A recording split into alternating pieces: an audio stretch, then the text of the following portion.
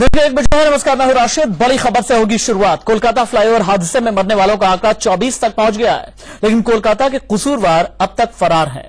मुख्यमंत्री ममता बनर्जी ने दोषियों के खिलाफ कार्रवाई की बात कही है, लेकिन अब तक कंपनी के खिलाफ केवल केस दर्ज किया गया, किसी की गिरफ्तारी नहीं हुई है। लिहाजा सवाल यह उठ रहा है कि 24 लोगों की जिंदगी छीनने वाले लोगों पर ममता क्यों दिखाई जा रही है। कोलकाता में बन रहा ये फ्लाईओवर महज कुछ सेकंड के भीतर भरभराकर गिर पड़ा। सीसीटीवी फुटेज देखकर समझा जा सकता है कि यह हादसा कितना भयानक था। फ्लाईओवर के गिरने के वक्त वहां से कई लोग गुजर रहे थे। इसके नीचे कई कारें भी खड़ी थी। जैसे ही हलचल हुई, यहाँ मौजूद लोगों ने भागने की कोशिश की, लेकिन कुछ ही खुशकिस्मत थे जो इसकी चपेट में नहीं आए। हम Girish park under construction flyover के उस हिस्से में खड़े हैं जहां पर आज दोपहर को 12:25 पर यह फ्लाईओवर पूरी तरह ढह गई।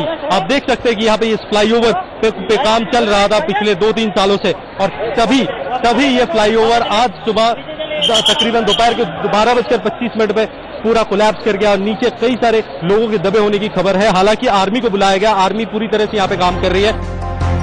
उत्तरी कोलकाता के गणेश टॉकीज के पास बन रहे इस विवेकानंद फ्लाईओवर के नीचे की सड़क संकरी थी, इसलिए पुल का काम जारी रहने के बावजूद यहां ट्रैफिक को रोका नहीं गया था, जिसकी वजह से बड़ी संख्या में लोग हादसे का शिकार हुए। ये फ्लाईओवर हैदराबाद की IVRCL नाम की कंपनी बना रही है, लेकिन हादसे के ठीक बाद इस कंपनी के कर्मचारी मौके से फरार हो गए।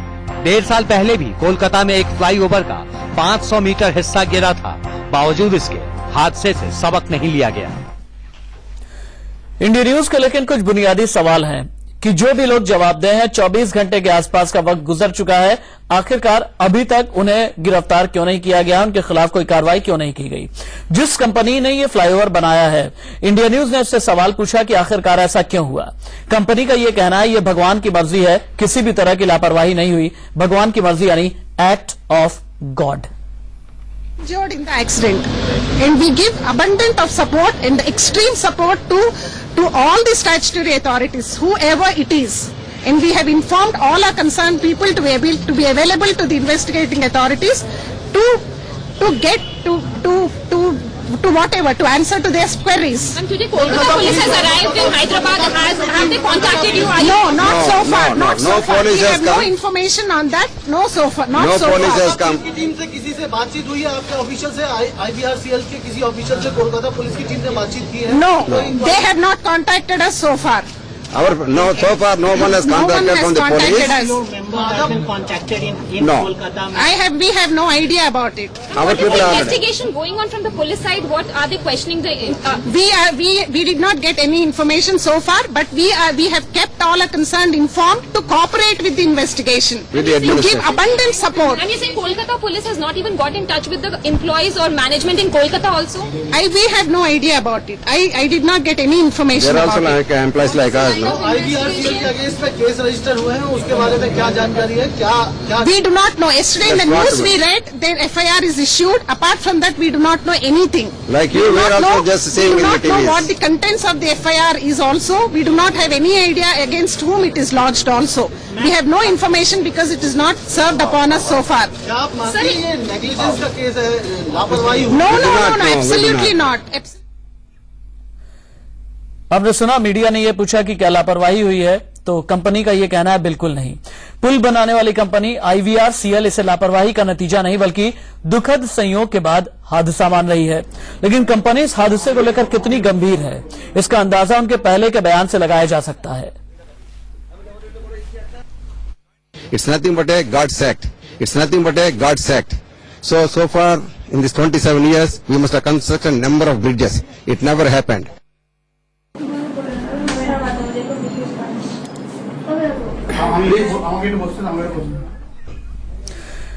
तो कोलकाता पुल हादसे में अभी तक 24 लोगों की मौत हो चुकी है। कंपनी जिम्मेदारी लेने को तैयार नहीं है। जैसा कि थोड़ी देर पहले आपने दो अलग अलग बयान, मुख्तलिफ बयान सुने हैं। एक बयान जिसमें कंपनी की तरफ से यह कहा जा रहा है कि एक्ट ऑफ गॉड यानी भगवान की मर्जी है, और दूसरा बयान जो से ठीक पहले आपने सुना, उसमें यह कि जिम्मेदारी हमारी बनती ही नहीं है, हमने कोई लापरवाही की ही नहीं है। अभी भी फ्लाईओवर के मलबे को हटाने का काम जारी है। हादसे की जगह से इंडिया न्यूज संवाददाता पायल मेहता की रिपोर्ट देखिए।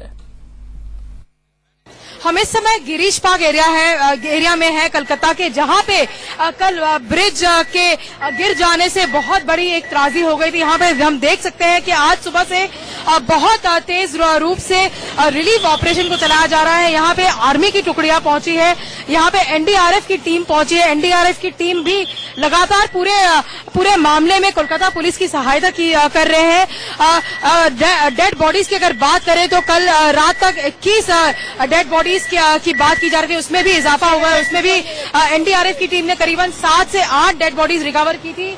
यहाँ पे हम देख सकते हैं कि किस तरह से जो मलबा है उसको उठाने के लिए तेज रूप से काम किया जा रहा है टीमों के द्वारा, क्योंकि ये बहुत ही क्राउडेड एरिया है। यहाँ पे चारों तरफ बिल्कुल हम देख सकते हैं कि पुरानी बिल्डिंग्स है।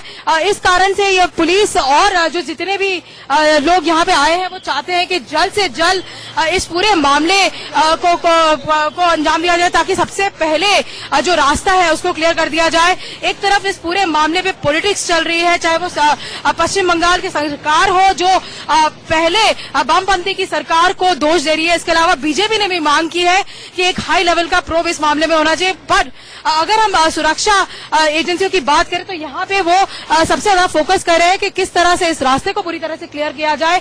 मलबे को उठाने के लिए क्रेन्स का इस्तेमाल किया जा रहा है। एनडीआरएफ के पर्सनल यहाँ पे है, आर्मी के भी टीमें हैं जो लगातार इस काम को अंजाम दे रही है। कहा यह भी जा रहा है कि अगले 2 से 3 घंटे के अंदर ये पूरा एरिया क्लियर कर दिया जाएगा। पर ये भी देखने वाली बात होगी कि ये जो ब्रिज का हिस्सा गिरा हुआ है इसका क्या होता है, क्योंकि इसके साथ बड़ी बड़ी आयरन के रॉड्स लगे हुए हैं, स्टील के रॉड्स लगे हुए हैं, जिसको निकालना बड़ा मुश्किल हो रहा है।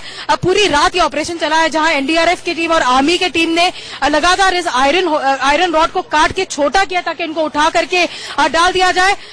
ये पूरा ऑपरेशन पूरी रात चला है और इसके अलावा अब लगता है कि कुछ ही समय के बाद ये एरिया क्लियर हो जाएगा। कैमरा पर्सन इमरान अब्बास के साथ Payal Mehta, Kolkata, India news.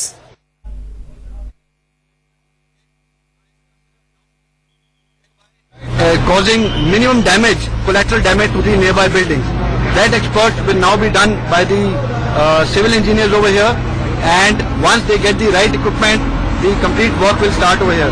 The army is over here along with the NDRF and the civil administration, and we are completed. The work has nearly completion, and whatever the work is required by the civil administration, we are over here to give them the required service. That is, each section of the bridge was being cut, and thereafter, once that was over, I would say that as of now, what we see is the complete area has been cleared, and we are just waiting for the instructions from the civil administration as to the further requirement of the army, if any. Has there been any request for a joint operation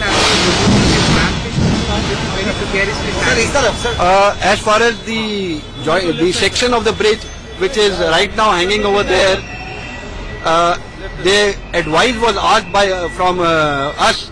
Our engineers have already provided the necessary advice to the civil administration, and they are also further seeking advice from other experts who are there in the bridge construction companies.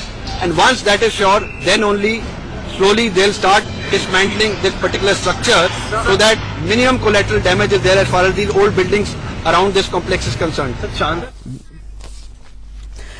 9 deadlines इस पुल के लिए अब तक तय हो चुकी हैं। पिछले साल नवंबर में 9वीं डेडलाइन दी गई थी, वो भी खत्म हो गई। बड़ी बात यह है कि पुल गिरने पर राजनीति जम करके गरमाई है। कल मुख्यमंत्री ममता बनर्जी ने हादसे वाली जगह का दौरा किया। बीजेपी और लेफ्ट ने फ्लाईओवर बनाने में ममता सरकार पर भ्रष्टाचार का आरोप लगाया।